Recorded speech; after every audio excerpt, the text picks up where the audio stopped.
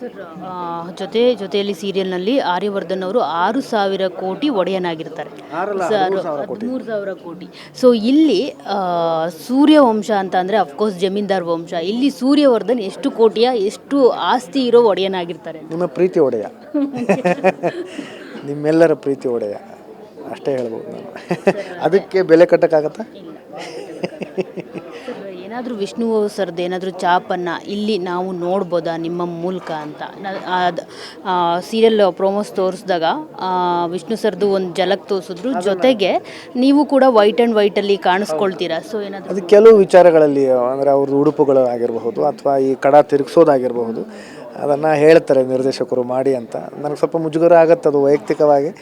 ಆದರೆ ಅವರು ಯಾಕೆ ಹೇಳ್ತಿದ್ದಾರೆ ಅನ್ನೋದು ನನಗೆ ಗೊತ್ತು. ಅದು ಒಂದು ಪರಂಪರೆ ಇದೆ, ಆ ಪರಂಪರೆಯನ್ನು ಮುಂದುವರ್ಸ್ಕೊಂಡು ಹೋಗೋ ಒಂದು ಜವಾಬ್ದಾರಿ ನನ್ನ ಮೇಲಿದೆ. ಜೊತೆಗೆ ನಾನು ಅದನ್ನು ತುಂಬ ಪ್ರೀತಿಯಿಂದ ಹೆಮ್ಮೆಯಿಂದ ಸ್ವೀಕರಿಸ್ತೀನಿ ಕೂಡ. ಜನ ಕೂಡ ಅದನ್ನು ನೋಡೋದಕ್ಕೆ ಇಷ್ಟಪಡ್ತಾರೆ. ಜೊತೆಗೆ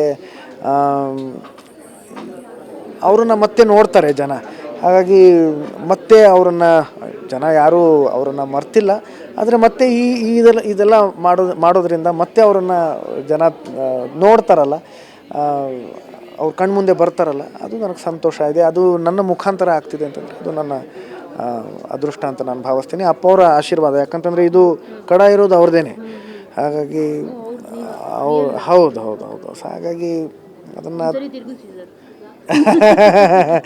ಹಾಗಾಗಿ ಅದನ್ನು ತಿರುಗಿಸ್ಬೇಕಾದ್ರೆ ನನಗೆ ತುಂಬ ತುಂಬ ಸಂತೋಷ ಆಗುತ್ತೆ.